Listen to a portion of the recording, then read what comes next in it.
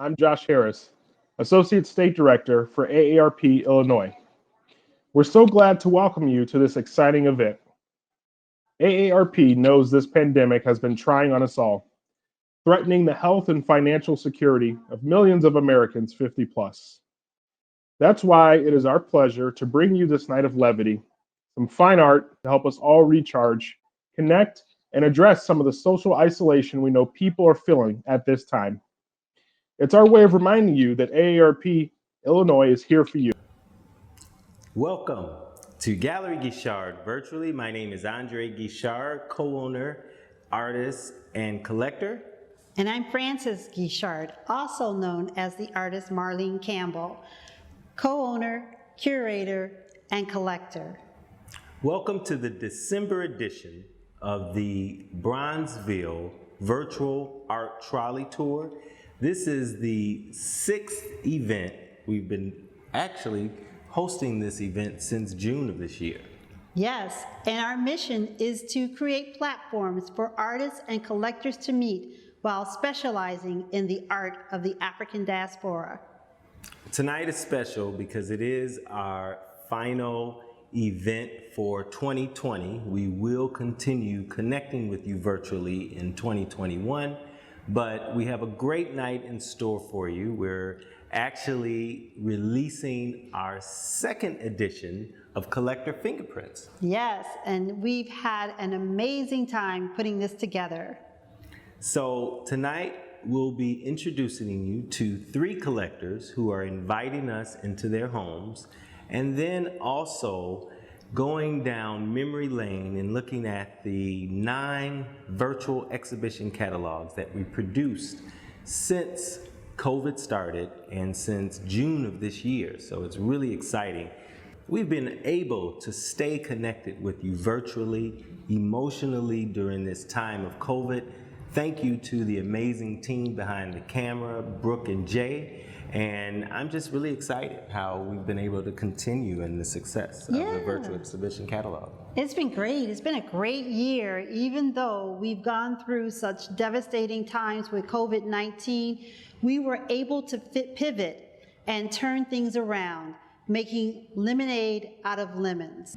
Collector's Fingerprint 2, which is what this exhibition is about today, is really the 2nd edition of us taking a closer inside-out look at the end user of all this amazing original art. And tonight we have 3 amazing collectors who have invited us into their home and business. Yes, we'll be visiting with Tanae and Hector Cummings.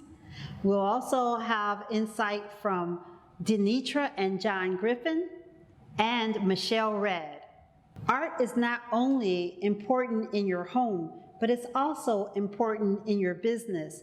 It helps to connect with your employees, bring about innovation and creativity, and helps you to connect with your core values. Corporate art inspires us in many ways, much like living with original art, working around original art, and art that speaks to your culture often makes a difference in the work performance of the workers. And with that, we'd like to start off with our first collector interview, Denitra and John. Welcome back. This is Andre Guichard and Frances Guichard. Hi.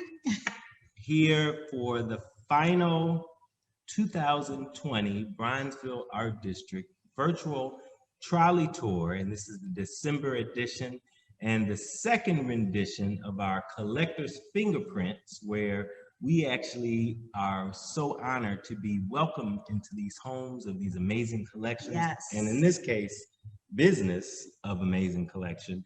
And our true dear friends and successful entrepreneurs, John and Denitra. Welcome. John and Denitra, welcome. John and Denitra Griffin. Yes, right. And my soror. Okay, well, we all paying hell, John. Did you see what's happening here? They all feel hell, man. You know. all paying hell. So, you got no problem with Noobs. Noobs cool. yeah, I'll see. I knew this was gonna happen, but I'm gonna just stay focused and stay focused. But I want to say thank you guys, because you know this is a really good story where it had to be close to 14 years ago. You all were Next One participants. Yes. And we had a mutual friend, I think your business coach, introduced us when you all were acquiring art. Was that John Dallas? No, it wasn't John Dallas. Who was your business coach? Guy. Guy Summers. Guy Summers. Guy Summers. Yes. Yes, Guy Summers. So was that the beginning of your collector experience with decorating your office and collecting for your office? Yes, that was definitely our initial experience, and it was kind of unplanned. It was impulsive because what happened, you had come out to the office when we had just moved into the Beverly space and creatively placed different types of pieces in different places, and it was very difficult for me to choose what I wanted because I wanted them all. I had always been attracted to abstract art. I've been attracted to artists, African American artists, or from the African diaspora. And just having all of those pieces properly placed in my office, I couldn't say no. And John couldn't tell me no. So Happy wife, happy life, right, John? Yes, sir. right. Yes, sir. And that was the beginning of our art journey. It really was. How did it affect your employees? Did it make them, see things differently? Did it speak to the core values of your company? How did the art in your space change things for you? When we told our employees that this art was from African American people, that was impactful. And because the art that you guys sell, the art that you guys do is so stupendous. It's so classy. People said, So it gave them a sense of them trying now to look into art and studying art and find out. Because, Andre, when he first introduced me to art, he's like, oh, Southside Lady, for example. He's like, this is Southside Lady. This is the expression behind this. So I was able to go around and tell my clients throughout my business, well, this means this, and this is this. Playground in the park, for example. John, this is playground in the park, and this means this. So it was an education.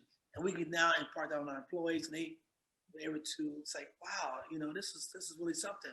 And just to make the connection, right? And so having Southside Lady, when we moved our office and then you guys helped us properly position the pieces around the new office space, it really engulfed our corporate values, which are family, service, and excellence. That's so right. when we look at family, when we look at service, we look at excellence, the art embodies what we demonstrate in our day-to-day. And then having pictures of the silhouette of an African-American woman just on display there indicates that our value of women and women in leadership and women being present in a male-dominant profession. So it just adds value just all around, and it makes people feel comfortable to have conversation about art. It's not an elitist kind of landscape. It really gives you the opportunity to kind of share, the life of the artist. I love artist talks. John and I love to share the connection of the piece to us, even so much that I took some of the office pieces and brought them home. I'm like, no, this is too good. This is coming home. Smart. Andre, the things you share with us initially, praying with ideas. Yes. That's in my bedroom because I run a business, and she said, hey, this is where ideas come from. When you are doing pillow talk and thinking new ideas.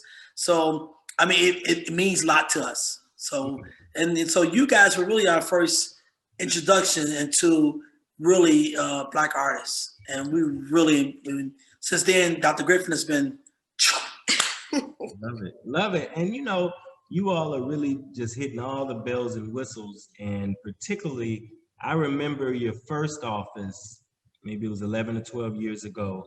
And I remember looking and thinking, I feel like I'm downtown. We had just had a client downtown, Morgan Stanley. Yes. In their office. And I said, to John and to you, Denitra, and I told Fran, I said, there's no difference than this space, this office corporate space in downtown on Madison Avenue, Randolph. And I feel like ever since then, you all took that same attitude as though whether you were on, Michigan Avenue or your first location, you had that same attitude the second you walked into the space. And I love how art had a role in that, and particularly the stories behind the art. And I appreciate you all connecting that to your clients. Right, even in your new space that you are at now. Oh, and in the new space, and as we're looking at the pictures going now, it really speaks to the next scale, because now it feels like a major corporate office downtown. But Well, it's important for us, John and I, as entrepreneurs, and some of our clients are Fortune 100 clients. And so when they fly into Chicago, particularly on the South Side, which is our headquarters, right at Arbor Gresham, there's a lot of dilapidated buildings in the community. But when they walk into the doors of our office, we want to share with them that Black people like nice things too. Absolutely. And so our office represents the different dynamics that exist within our own culture. Exactly. So that multifacetedness is part of the beauty that you all exude professionally. I mean, you're at the top of your game, you continue to grow, but just how you present yourself. It's a storefront business, but all of our neighborhoods have the same powers downtown. And I think that's what you're proving and empowering our community. So kudos to you all for that too. Because you could have put your building downtown, but you decided to stay within the African-American community and uplift our people. And having art the way you do actually helps uplift your employees as well. So one thing that you all have figured out, and believe it or not, in our business, selling to a married couple is so difficult, because the John will come into the gallery, I like this, he'll go home, show you, Denitra, and she'll be, what you do? So why'd you buy that? How do you all do that, where you all pick pieces you both love and you figured it out how to, to acquire things that are, assets, but yet you both love? How do you do it? So for me, I do this. You can make it easy. I like what you like, baby. Wow, happy one. He definitely allows me the creative freedom to express myself. And so it's important to me that in my home that I have pieces that represent me as a woman, as a mom, as a wife, but also us as a Black family, as a unit, also us as a husband and wife, as a partnership. And so if you walk around our home, we have indication of all those things. Family, I have one of my favorite.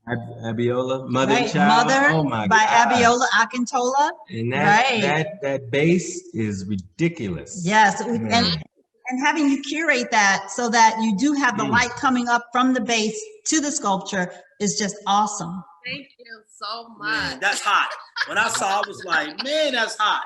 Who's that? I said, just give me a moment. I knew what I kind of talked to you back and forth, Francie. I was like, well, what are the dimensions of the base? And I didn't know how or where to display it. And I just kind of just did some exploring on my own just to see how other sculptures are presented in, big airy spaces, because where it sits, it's a big room and I didn't want it to get lost in the room. So I really wanted to pop out when people come in. And so, so I knew that the pedestal will be a great way to just lift it and display it. And so it has been just that. And so John just really doesn't interfere. And because I take his perspective into account, when you look at our workout room at the office, yes, the image there is indicative of what he wants, what inspires him. And so we make sure that, like we respect each other's creativity, inspiration. And when I'm shopping without him, I do take it into consideration. Nice. That's marriage, right? And that is respect. So I have to ask, does she have to come with the elevator pitch, John? This is the piece, is this, boom, boom? Or do you say, oh, cool, baby? Which one? Oh, cool, baby. You know, when she bought, protests, and she was Yes. Oh Gus my God. Nall. And That's your Gus Nall piece, who is a deceased master. So the fact that you have a living master and Abiola Akintola, the mother and child, his work is sold for over $400,000, his sculptures internationally. And you all have been collecting him with Pregnant with Ideas. That's the same artist. And even some of his more recent work that he did while he was in China for 7 years. But the most recent acquisition, that Gus Nall, that piece is 50 years old. That oil created here in Bronzeville by one of the masters from the Work Progress Administration. So I gotta say, yes, leave it up to her, because to be able to pull those kind of joints, come on, man. No. We were talking, today's Friday, Tuesday, we were, having bad talk, and she, breaks with Tiana. And breakfast, she's like, John, I bookmarked this in 2017. Yep. And now it sits in our dining room. Yep. And that's a beautiful piece too. Cause I was like, okay, give me the story behind that. And she was giving me the story behind. I like the story. So I've been following that. I screenshot it and saved it or did something, and then as I was reflecting on social media, I found it and I bookmarked it in 2017. So I had my eye on it. Yeah. Wow. And just the timing. I also think in purchasing pieces, not only is it, the story of the artist that you want to share and the connection that you have with the piece, but it's also the story in getting the piece. Yeah. Yes. Part of the process as well. So I'm always so glad to say how, I connected to the piece, why I connected to the piece, and how it, the story of it, of getting it here to my home or the office. Beautiful. And then the full circle of the piece, protest. So that was done in the 70s. Timing. So he's reflecting on all that 60s protest. And here we back 50 years later, full circle, protesting. And I love it. It's right. And we better look at that art. It's going to repeat itself. Yes. That's nice. And so that's what connected me. I mean, just because of the climate that we're living in right now, and just the little cracks in the images that really just demonstrate the pain and the suffering that we're experiencing now. Yes. And although we, present ourselves as Black, strong women and men, I was listening to some woman that was sharing on the podcast, like, as women, we're required to carry these burdens and make it and wear it like it's pearls, but it's made of stone. And so I feel the same way with our brothers, having to just, take advantage and just hold and carry so much, and that picture just couldn't be better timing than now. So I'm like, I need this to come home,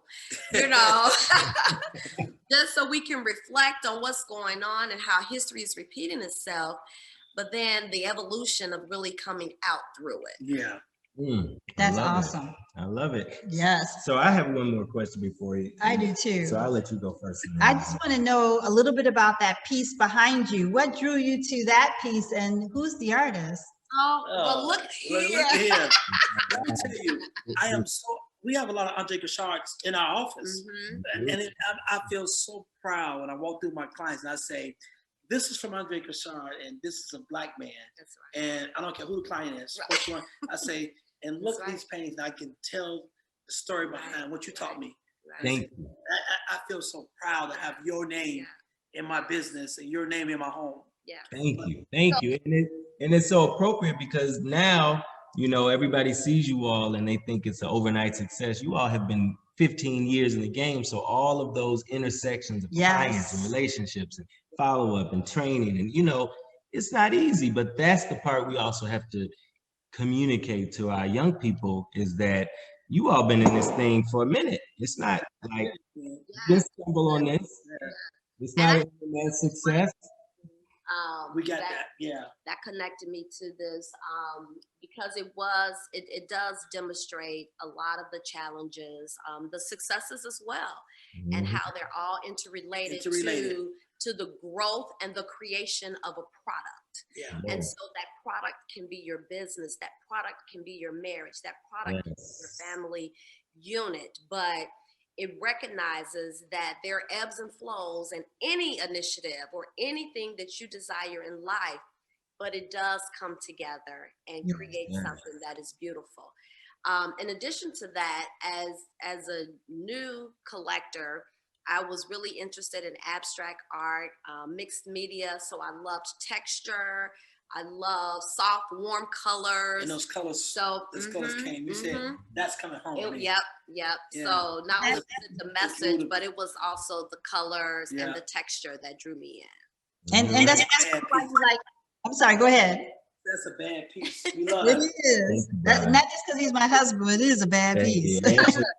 That's a rare series too. I haven't done that series since 2004, and it is amazing because of the hills and the valleys. So you don't get just the glory; you got the real deal. So, and that's why you connected to Maxwell MKs too. Yes, and that's intricacy, and I love the placement of those pieces too in your home, just beautifully inside the nooks. And speak a little bit about as a couple and a woman with an eye for decoration, and then how curating real original art really just kind of changes the space. Past life, I'm telling you guys, she was an artist. She sang on Broadway. Ballet. I'm telling you, give her a mic, she goes into. No, Denitra, go ahead. She's an artist, and she decorated our home. She just got an eye for it. Yeah, I just move by inspiration, and I research. Like I look, I find motivational pieces, and I can look through the exact same platform, but through a different lens. So I could be looking at a book and be looking specifically at color. I can look through that same book and be specifically looking at chairs or chair type. So it's just, if I just find one space, I can use that one product, but look through it through multiple lenses at different times and still get inspiration from different ways. That's awesome. I just take my time. It's a process. I respect the process. I feel like when I rush and do it, then it's not satisfying until I get it just right. But I'm not an impulsive shopper. I'll say, okay, I want a mirror in this space. And so I'm looking through, different catalogs or on the internet for mirrors until I found that really big mirror that I have in the corner of my home, and it's beautiful. So it's like a puzzle. You get the right piece, then you get that piece. Okay. Sets. It's difficult for me to buy a set of something because I buy pieces and put the pieces of the puzzle together to get it to where I want it. She had me put up 2 sconces, wall sconces. She said, hey, listen, I'm gonna go buy these sconces. I don't know if you guys saw them on this wall over here. And she's looking for it. She told me, look, I'm going to buy the sconces I want. I'm gonna put them up. I want you to have an electrician come put these up, and for my art. So I wouldn't get the work done. I said, where's the art? She said, I haven't got inspiration. Wait a minute, Andre. Wait a minute. You may go spin it. I said, but Denitra, she said, I haven't. I just got. So no, but she told me, go get this. I got the sconces. I bought them. Order. It came in. The front gate. I don't know. She's like, I got the sconces. I need an electrician out here. I did all that, and we still got 2 sconces, no art. She's like, I don't know. Can't force creativity. That's the sign of a true curator. She has to have all her pieces in the space. Now she can step back, look at what she needs. It's coming. So now she has to. I remember I was at the gallery and I said, I need something to go together because I have 2 circular walls. Yeah, that's she looking at. And and you, of course, you showed me something. You was like, I said, no, I don't want to take it home because then I'm gonna keep it. So, but I knew that I wanted the light. I knew I wanted that look. But we could have bought it when you got the art. I'm like, so I'm thinking she got the art. I got the electrician. He came out, like, okay, where's the art? I'm like, I haven't done it yet. You have to go back to the virtual exhibition catalog. That's right. Move around, drop into the gallery, see your next piece, and then And that's 9 different catalogs that you can all pick from that we've been able to create. But I just want to close with how much of an honor it is to have this moment and share some time with, 2 amazing people, busy people who are doing amazing things. And I think you're just another example of how, we're extremely multifaceted in everything we do, and your fingerprint as a collector is reflected in everything you've done and your creativity and design, and that's just who we are. So and we you. love your family, the love you guys have. It exudes and shows not only in your relationship as we look and talk to you, but also in your home and your family. So it's just a blessing to be here with you guys. So we're gonna. It's an honor to share time with the Gichards and to buy from you another Black business. And I'm so proud to showcase you in our home and our business. Where you get this from? Andre Gichard, go check him out. Yeah. Thank you. Yes, AGB. That's where all our people need to go when they want security. You guys do it all. That's right. It's that dollar exchanging hands, but just uplifting the community. So kudos and cheers to one of my favorite couples. Come on, you gotta toast me. Oh. And we'll see you guys in 2021 after this is all over, but happy holidays. Thank you. Bye, guys. Bye. Take care. It's as easy as 1, 2, 3. Click on the link for the virtual exhibition catalog that you're interested in.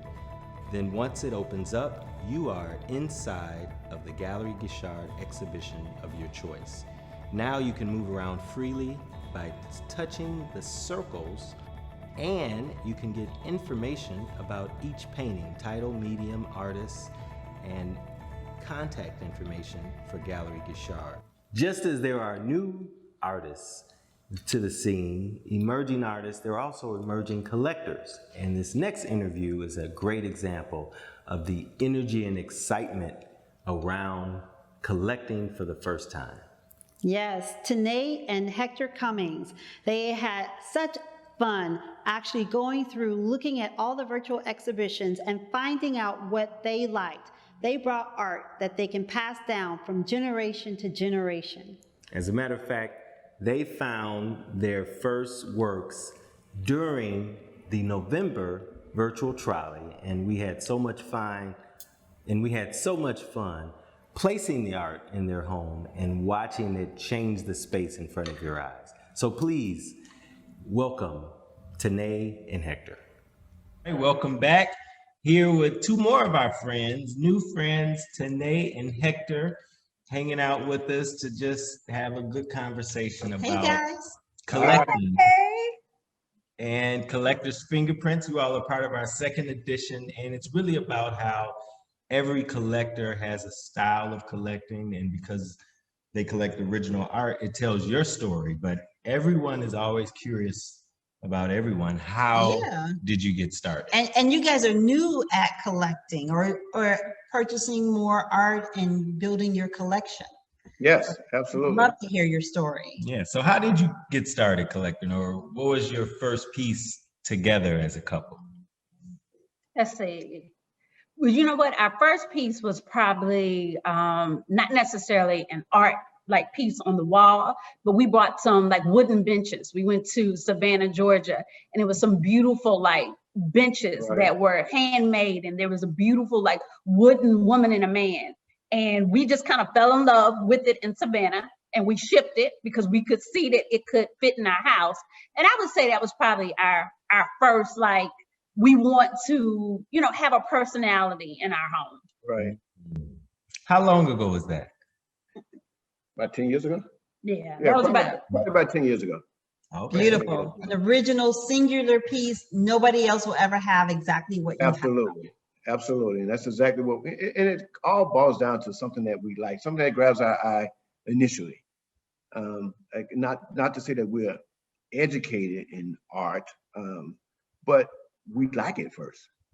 And then from there, we learn about it. Then we learn about the artist, and then it kind of, we create a love for it. And in some pieces, like some pieces that we got from you guys, it just immediately, drew some type of emotion. It spoke to us. It really did. We bought, I guess maybe a couple of months ago, we bought a few pieces from an artist by the name of Mike Miller. And immediately those spoke to us, using like different canvases and different things of that nature. And they told a story.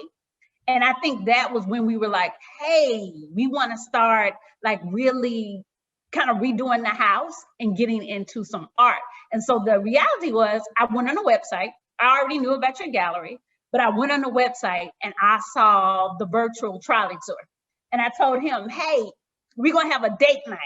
In November, you and I are going to sit down and we're going to go to this virtual art gallery. And I mean, I think we were both really excited about it because it was something new. We had never been to an art gallery before and just kind of looked at things. And then going to your website and seeing your virtual art gallery, we were just clicking and walking through and just kind of having a good time doing something that we wouldn't have normally done. But through COVID, you start thinking about just other things that you can do, home improvements. How can I give my house a different type of personality? And so those are some of the things that we started to think about. That is lovely. Yeah, that's great. That was a month ago, and a couple holes in the wall later, and I mean, feel like we've known you all for forever. I know, you guys. Yeah, absolutely. And we just wanted to create a space that kept the eye moving. You know, from one piece to the next piece, you can kind of, like I told you, I didn't want to be too emotional about it. It's like I wake up in the morning and I go look at these pieces, and they say something different every day. Speaking of, I love how your home in particular, how it just, the wall space just makes your eyes move around. Have you seen, since you've added those pieces, how literally it pulls you around the house? Absolutely. Nice. Yeah. Paint on the wall, the paint on the wall doesn't mean anything anymore. Uh-oh, you better be careful with it. But so it actually brings some joy, so when you get up and they're like my office. Remember, I told you all I was really excited about getting like 2 smaller pieces in my office. It kind of helped my mindset. Like, when I am on a Zoom or when I'm on a meeting, I look up and I'm like, hey, look at my art. And I'm really excited. And then we have several in our family room. We have the one behind us, one in the gym. And they really just like, you find yourself just stopping and just looking and just seeing, kind of invoking that emotion. And people see them and it can say different things to different folks. And I think that's what is so lovely about art. Sometimes people don't see the same thing that you see, so you can explain the story, or it could be a completely different story for them. So that's been an interesting concept also. I love it. One of our collectors said, a home, you can have a house, but art makes a home. That's right. And that, I totally agree with that. And I love how the motivation was decoration at first, but listening to the stories about the exchange of energy and the passion that you get from your work, particularly during COVID. If you could talk a little more about that, comparing, stories of people who were kind of depressed. Do you feel like your art really lifts you up? Absolutely. And knowing the stories of the artists and the titles of the pieces, your piece in particular, the Marlene Campbell piece. Great Migration. Yeah, absolutely. Right. And the story behind the work, that's true. Right. Yeah. We voted because our lives depended on it. Absolutely. And it was a period of time. And when that was put up, like when it was hung up, we were like, oh my God, it just looks and feels so beautiful. You said one thing, you said decoration. I think coming from a different standpoint, like when I go into different stores, right, I'm looking for a decoration, right? So a lot in the house was based upon, I thought it was cute at TJ Maxx, I picked it up. I thought it would look great on the wall.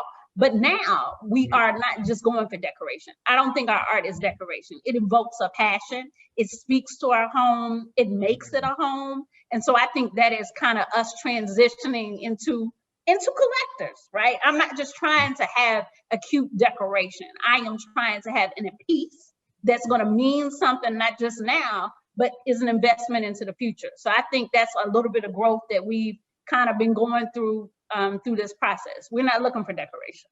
We're looking 50. for peace. I mean, we're not. I am 48. I am not 50. I am still in my 40s. And there's always room for growth. There's always. And another thing is knowing the stories of the artists, and like for instance, the Arkin piece back. You explained to me that he was a new artist, and it's something like, you know, not that you love the piece, but you love it more knowing that you're a part of something that's someone's work that's just getting out. You know, that somebody's just starting. You know that he's going somewhere. You know that you're going to hear more from him and see more from him. So so we bought 3 of those pieces. And you did. That's right. And that's beautiful. Now you made me think about something, and I want to ask this question: did your history, and only because you shared with me who your college roommate was, did that help you with your appreciation of art at all, in terms of kind of that process of a new artist growing, emerging artist like Akin, being a part of his career, and the activism connected with the connection to the work? Did having a friend who was related in the art industry affect you in terms of now, here you are with your family collecting? Do you think that played a role? Well, I remember going to their gallery in New Orleans and just being amazed, just going around seeing the different pieces. And to be honest with you, at that age, I don't think I was really in tune to the depth of it. Okay. It looked good to me.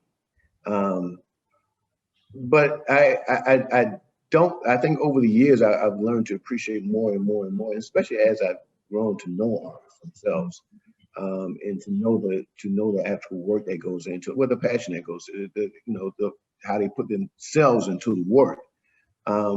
That more helped me with the appreciation of different pieces.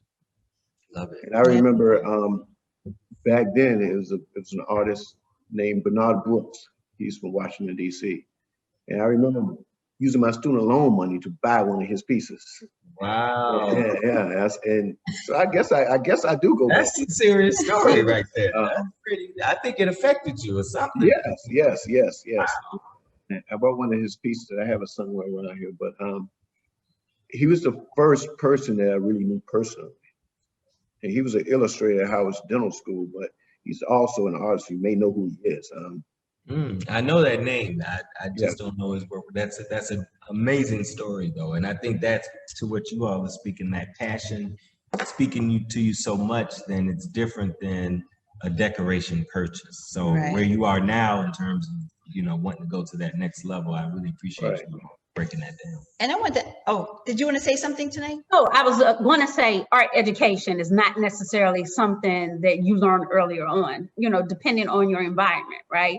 So I do think I had a thought process that art at a gallery was something that might not be attainable. Like oh my God, it just has to be like so expensive that I could only look at it, because in my head, I'm thinking that's what galleries are. You just kind of look at it and maybe, the average person can't purchase.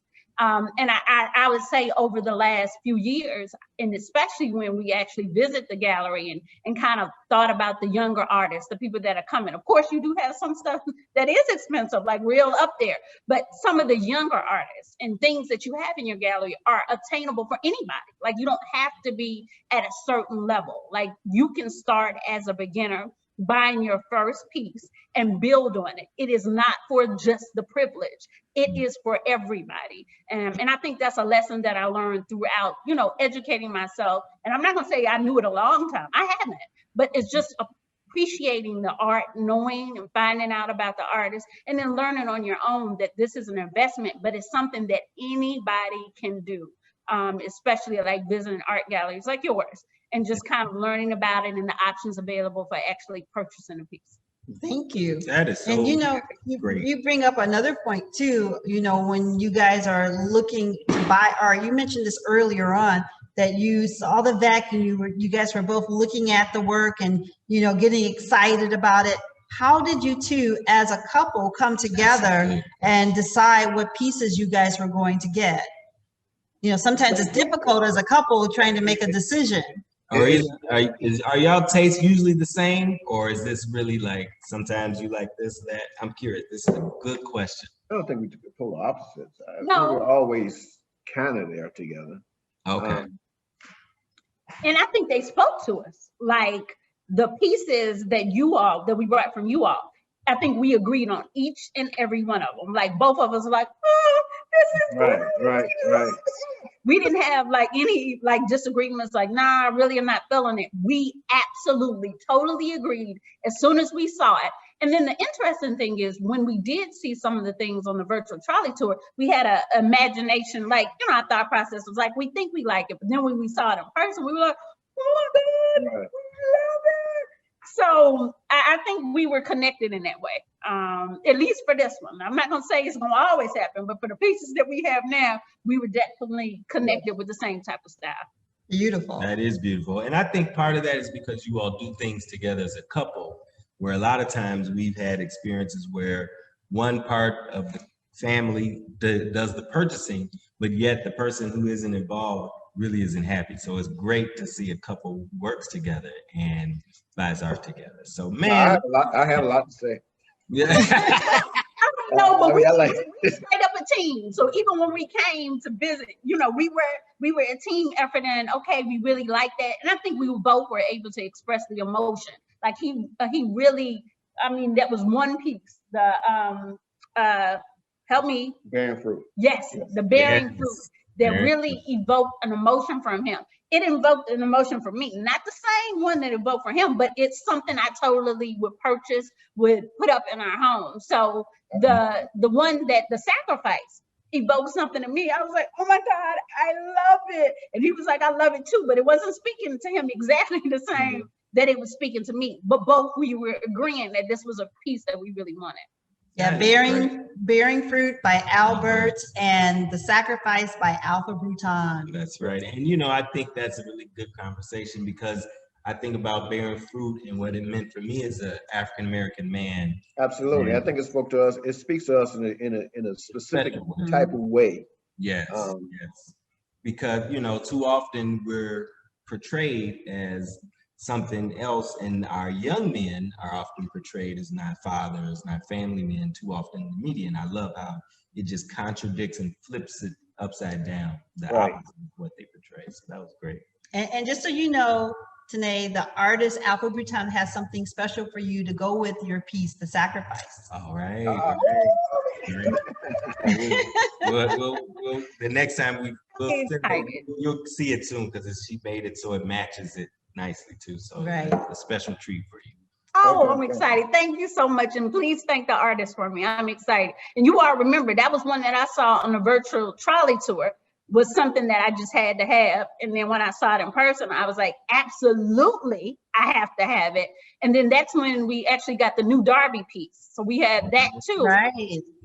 And that is, it actually, when I look at that piece, I see something different every time. Like it is because of the different materials that were used. She screams through the house to call me to see it. And I don't see what she sees. I see something else. So it's an amazing piece. It's just the artistry in it is just amazing because she looks at it and she sees something. She sees a man. I see the woman, and then I don't know. I can't see it when she wants me to see it. I might see it 2 days later. Yeah, it changes. You see other things. You know, you don't have to have music on or the TV. You could just have your art, and it can take you a totally different place. Right. So, man, you guys are 110 times. I love your energy. We appreciate your support, and thank you so much for giving to the community to show that it isn't difficult. And it isn't. Amazing, regular people like you are. Regular folks, anybody can do it and make an investment. And if you can spend that $50 at TJ Maxx getting a decoration, then you can absolutely put $50 now to get you an investment piece at Gallery Gashad. Right. Thank you, guys. Appreciate y'all. See y'all soon at the next opening virtually, and then when we open back up for real, we'll have y'all back down for some wine. Right. See you Happy soon. holidays. Take Bye. care. Happy holidays. It's as easy as 1, 2, 3. Click on the link for the virtual exhibition catalog that you're interested in. Then once it opens up, you are inside of the Gallery Guichard exhibition of your choice. Now you can move around freely by touching the circles, and you can get information about each painting, title, medium, artist, and contact information for Gallery Guichard. This next collector is an example of how you never get tired of collecting.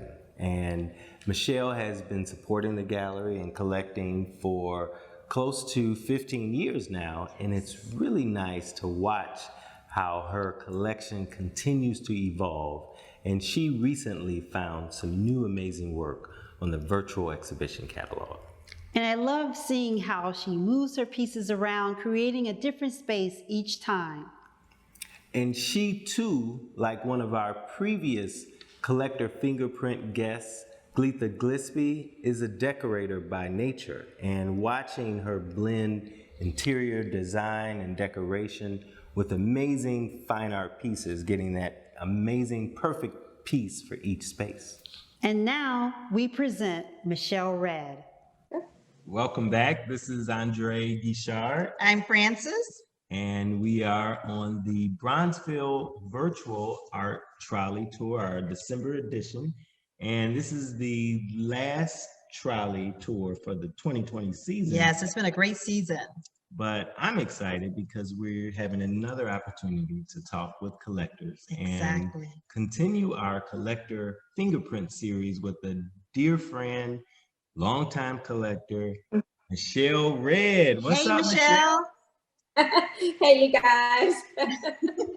Great to see you. Good to And see you look great as always. And I just want to say that, you know, your collection is amazing. Your home is amazing. So the first question is, how did you start collecting?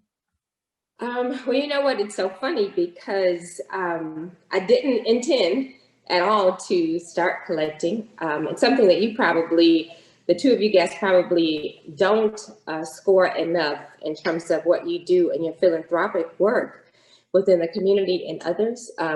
My introduction into artwork came as a result of you guys donating a piece for my niece's foundation, the inaugural event of my niece's foundation. Oh, wow.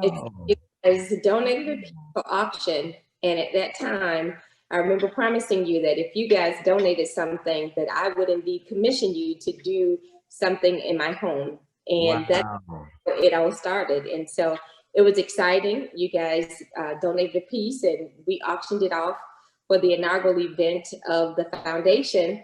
And after that, you did a piece for my house, and it's just been going ever since. Wow, I remember that. I know it's been so long, actually. I actually forgot that, but thank you for reminding us. And you know, back when before it was popular to rehab homes, you were rehabbing a full brownstone, and I'm curious as to how you incorporated your love for art in your design, because it's obvious when you look at your home. It's beautiful. Well, bless your heart. Thank you very much. And it's funny because by nature, I'm afraid of color. And so the tones in my house are typically all kind of neutral tones, which really have become a great palette to add artwork and color. And so it's really been an addition to the house to pop it with color and textures and tones. But it has really been exciting because not only is it adding in terms of color and tone, but art has become, for me, something that tells stories, something that weaves culture, and it's exciting in the actual space. And so you'll see that in what I call not my man's cave, but my girl's cave, which is my entertainment space, and it has a theater, pool table, and a bar. You know, one of your pieces adorns that space, but it speaks volumes to what that space is all about. You know, there is the musician and you see the music notes really popping off of the artwork. And, you know, in that space where there's music and people are vibrant and enjoying themselves, the artwork just adds to that space. Another piece for me in terms of decorating and remodeling the space, I wanted to really be able to tell a story with the artwork of what it meant in my life. I commissioned you to do the ebony piece, and it is amazing because ebony has always been for years a source of information for African Americans, and it always, was where we found our news. And I tied that with, I wasn't crazy about too many people as a young child, but I was always crazy about the Jackson 5. And so the cover of the ebony that you did, and it's in that space where I call home. It's a space where I relax. And so that piece tells a story even about who I am in that space. And so it's been amazing to be able to put art throughout the home and really making it just that, a home that's really reflective of the artwork that's inside of it. You have great taste, Michelle. And, I noticed that you have a very nice, diverse collection, but then you do have artists that you may have multiple pieces of. How do you approach that? Is there something that when an artist resonates with you, you feel compelled to continue to build your space around that? Yes, I have been able to do that. Again, there's been a weave throughout that artist, in this space. And so it's been great to be able to have Rashard's work within my home, be it if it's, Andre or Adam, and different pieces in different spaces. And then having come to the gallery and supported other artists that you guys have featured in your space, they're also displayed throughout the home. Nice. So one thing that is evident, but a lot of people don't understand it, and I think this is a question that, and I'm kind of leading you, that I find are the biggest challenges with fine artists, galleries, and decorators is different with you, because the emphasis on only original art throughout your entire home, where you could have giclées or limited editions that could fit. But I love how you dove into the story behind the work. So if you could talk about why the originality in your art is critical in your approach to your home and collecting. I think that original art is extremely important. I think that, again, as I said, it tells stories. It actually, it gives you the opportunity to see things from a different perspective and display that throughout the house. But it's something about original art. It's something about how we see things through a different set of lens, if you will, from that artist's perspective. And I think that giving way to original art and what it brings into space is amazing, from the colors, the tones, the texture. Again, how it just kind of pops off of, the canvas, if you will. It's really, really important. There's a piece at the front of my house, and it's called Intersections. And everybody who comes into the house, that original piece talks about how we intersect one with another. And so the originality of that makes a huge difference to me. And when others see it, it's an aha moment for them. And it's like, wow, if you will, but that's only done through original art, not something, that I can just pick up at Home Goods or something. Right. So true. That's great. And you hit it right on the head. And to be able to tell the stories, I think I enjoy that, knowing that when people come into your house, like you said, there are stories behind the pieces. Mm-hmm. And so do you find yourself always giving information about the artwork that you have in your home? Absolutely. Absolutely. I do. Because again, when people see it, they're so taken, by the artwork. And so they have questions. Oh, who is that? Where'd you get that from? Wow. And so it's exciting to be able to share the story behind, you know, the artwork and where it's displayed in the home and what it means and so forth. So it is exciting, especially when people come in and they see it, to really be able to connect a dot to it and why it is there. You know, I think sometimes I can probably be a little deep, you know, in terms of what this means to me versus what that means. And so being able to share that with others means a lot. So I love that you're diving deep in this area, because you're a curator, and a lot of times people without experience will just put things, oh, this is nice, but you really take time and you think about the placement, and because of the title and the conversation, so intersection at the front door, that placement, and then as you move into so that's the greeter wall, but then you move into your living room and you do different conversations. So as a curator, and I'm going to use that word very carefully, because you curate every space and you take time. Can you talk about how you approach the room and the art and the thought process as a curator of your home? I think just that piece of being able, as you move throughout the house, that you're telling a story. And so that artwork that aligns with that particular room or that particular space, it really aligns with what that means to me. And so why that piece of art is there, how it connects with the space.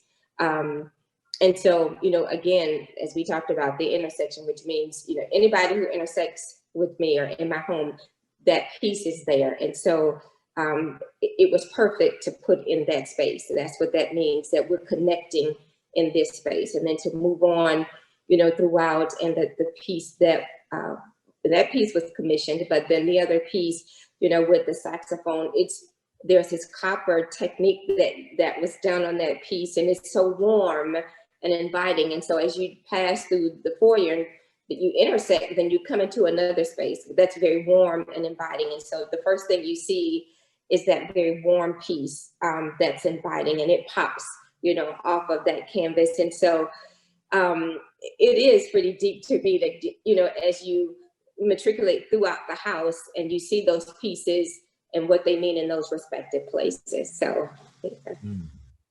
Love it. And you know, a lot of work we have now on our virtual exhibition catalog. So it's always fun to be able to go in and drop into the gallery and see more work and be able to experience, you know, like each piece close up or far away, and to be able to get the tag and the information about each of those pieces. And, you know, you actually have been on our website at www.galleryguichard.com. So it's a great thing to do, and be able to just kind of see the work in your space and be able to put it up against the wall.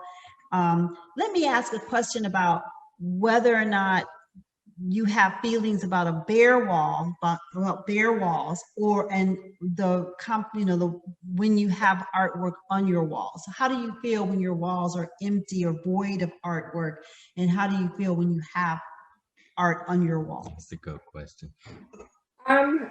I think those bare walls are very mundane.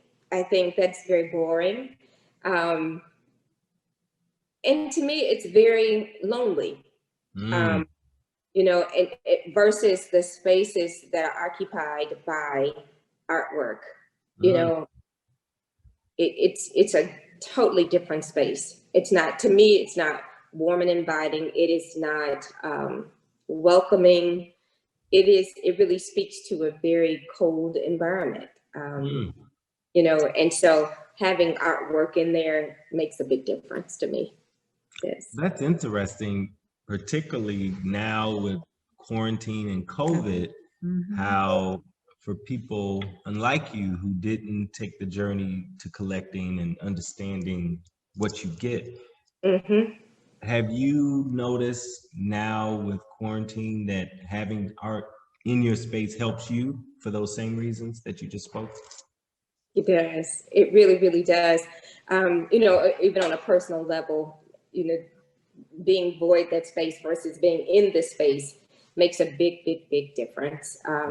Being able to look at pieces and seeing, in some case, peace and tranquility in a time where there is so much turmoil and people are being paralyzed by the pandemic, to be able to have a piece in your space that is soothing makes a big difference. Wow, very well said.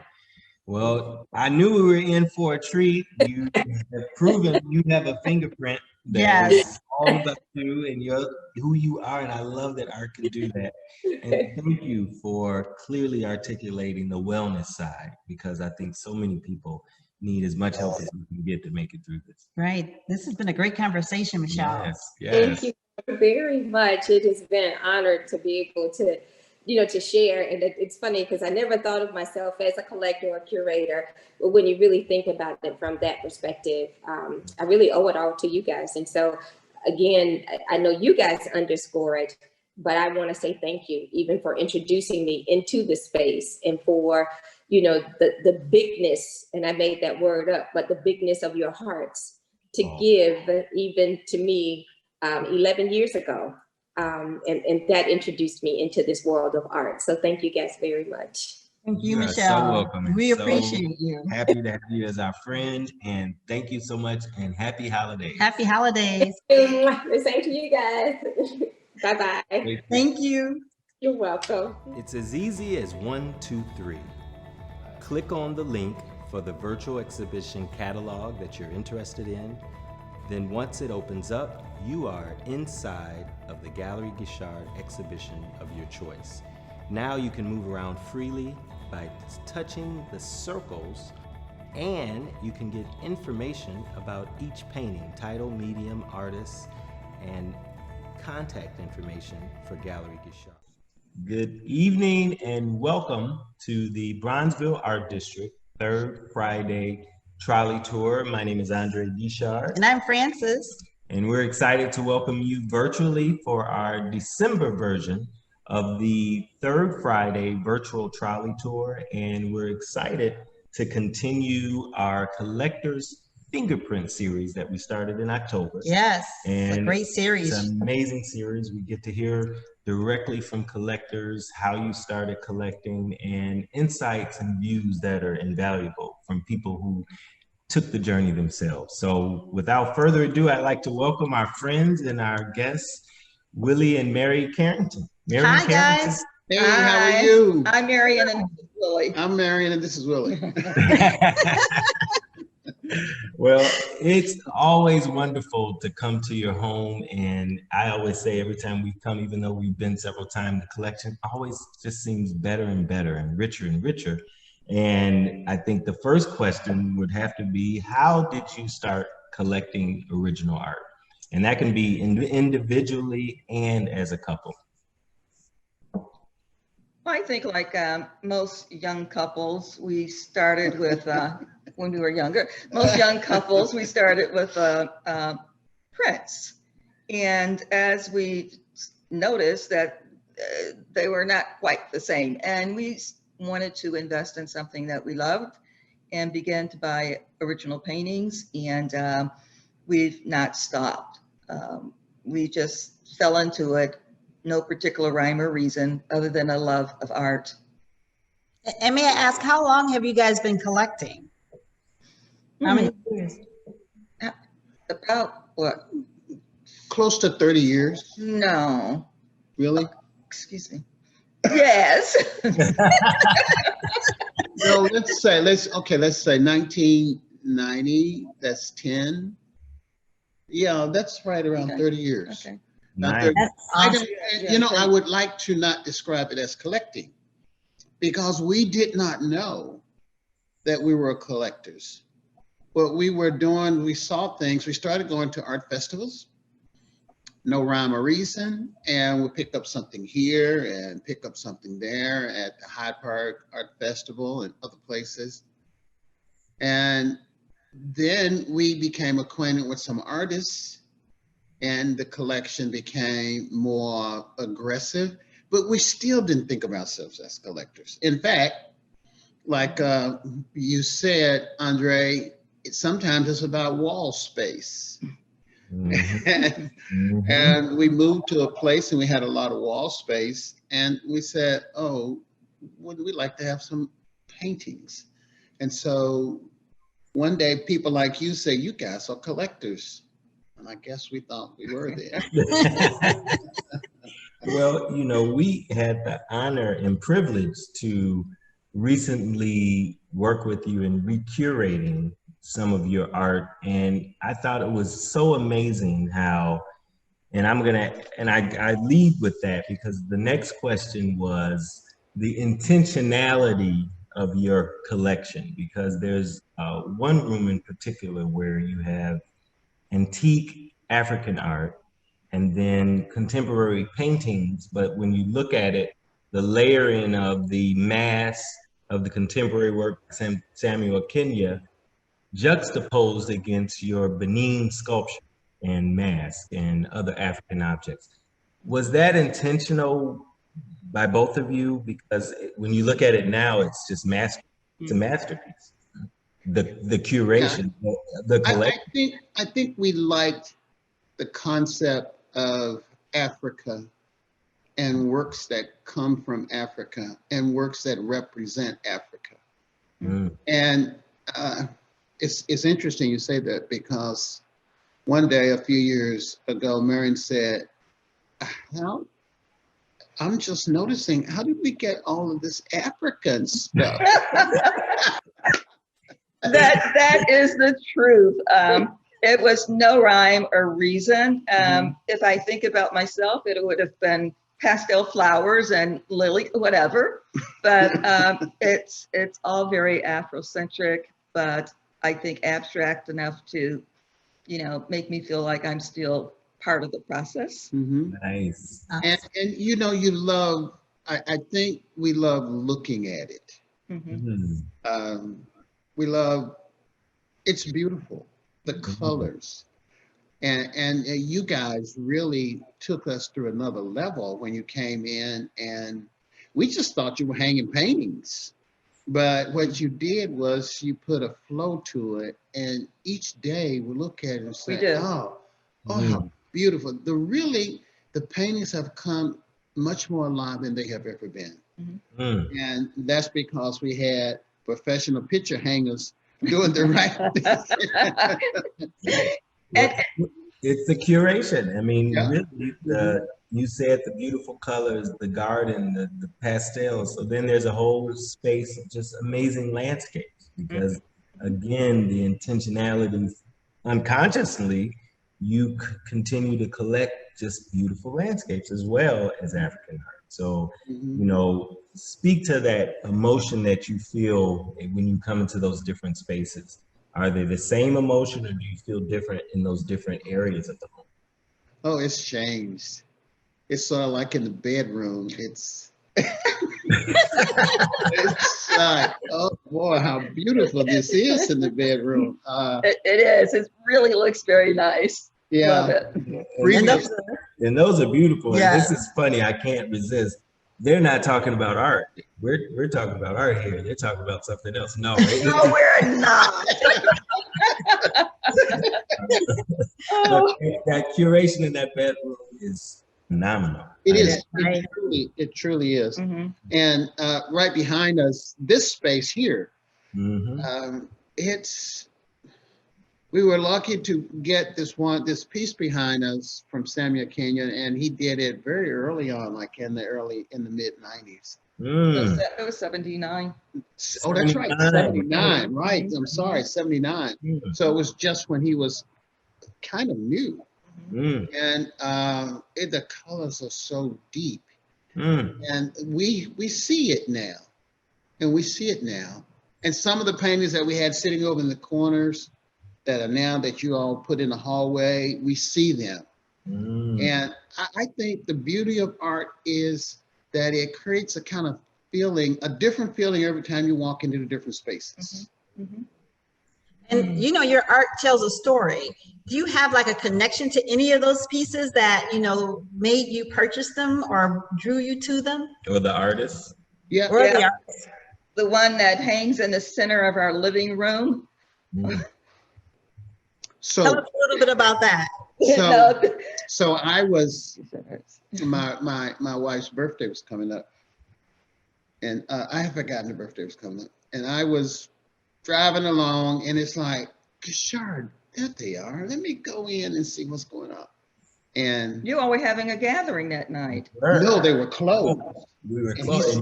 right. He saw me at the door and opened up. Okay. And I went in and I said, my, look at this beautiful color.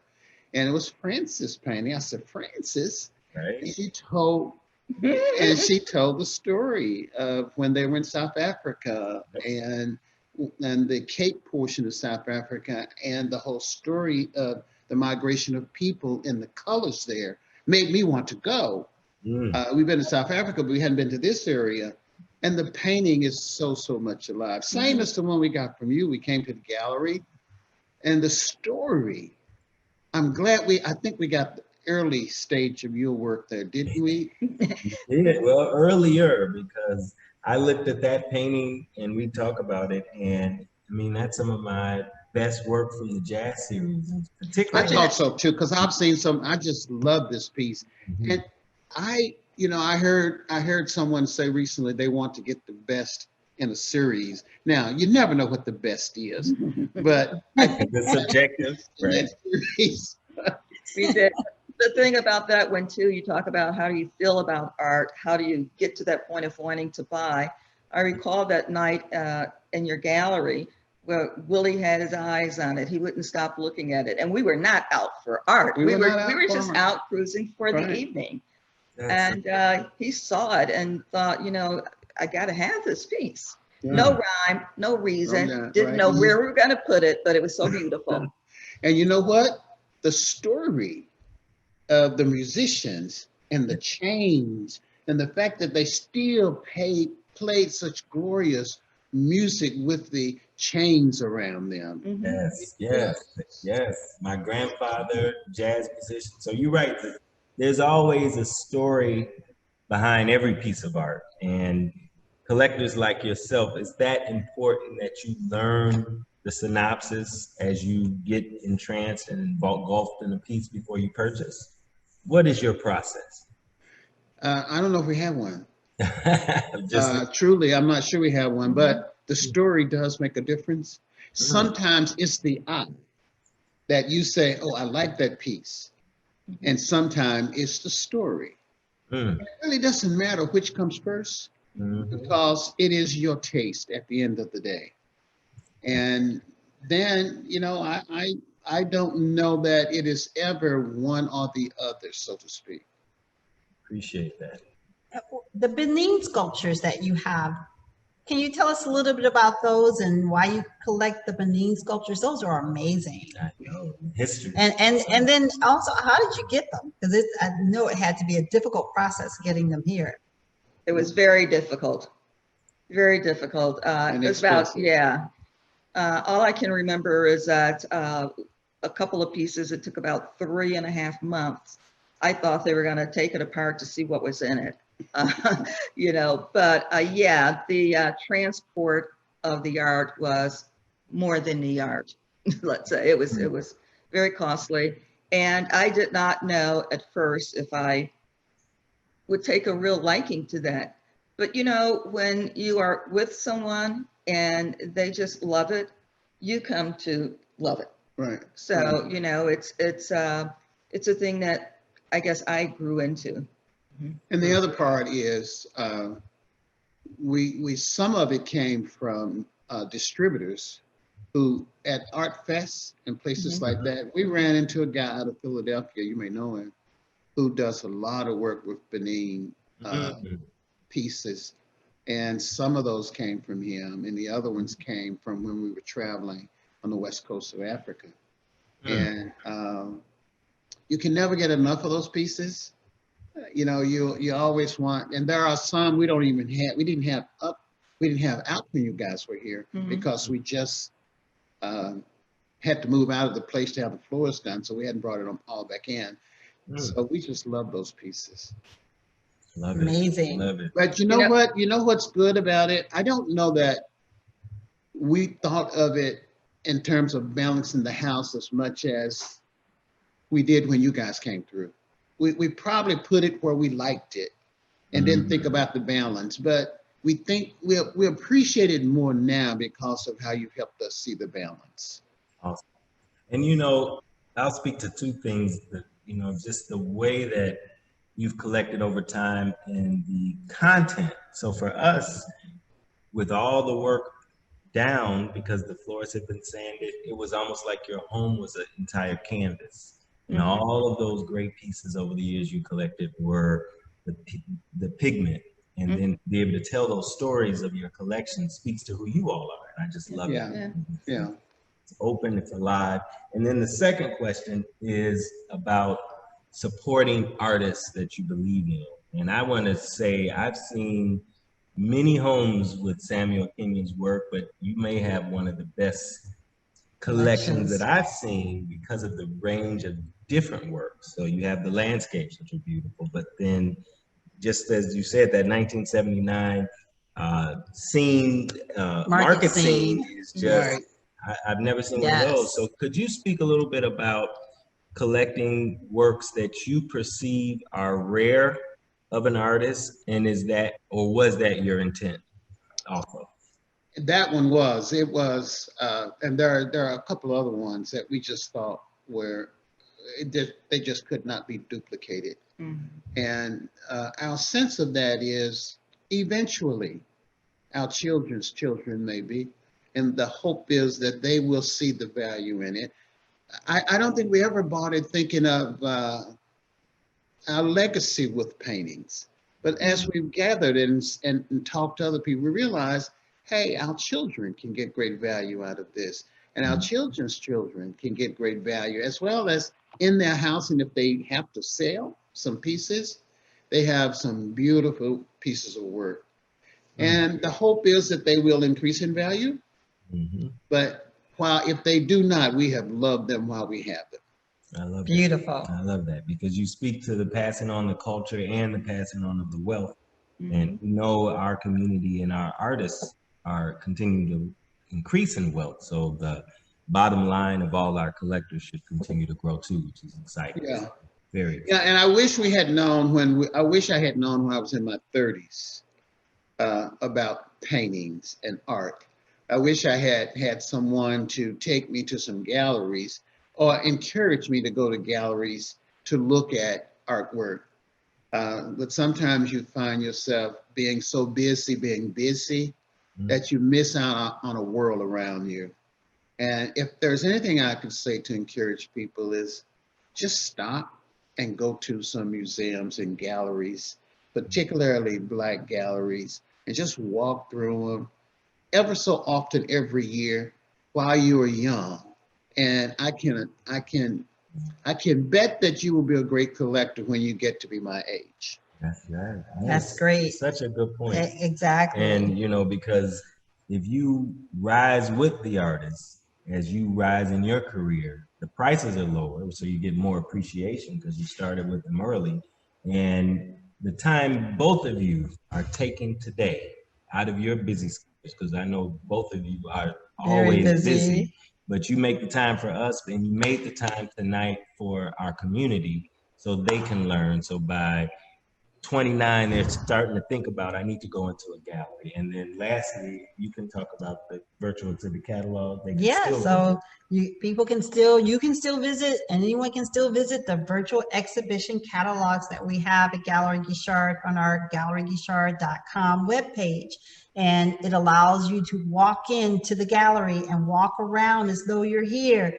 Walk up to the painting, step back, look at the label with the tag underneath it, and get more information. So we truly appreciate you all, and the support that you give to us and all the artists that you guys have in your collection. It's amazing. Couldn't do it without you.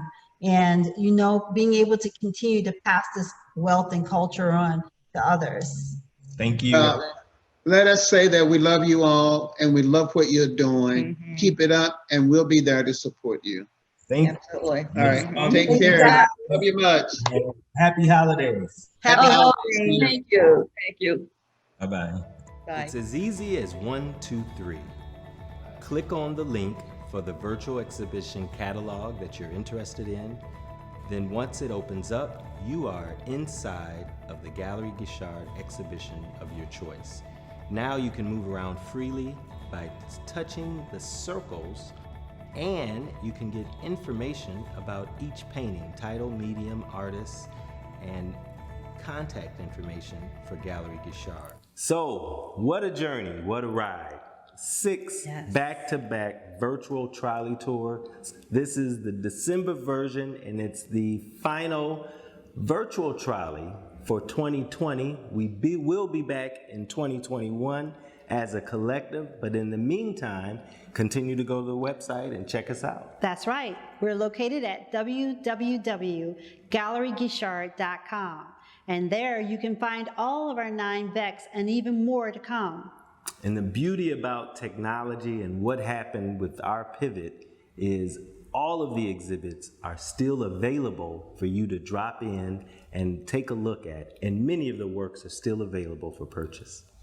We'll see you next year.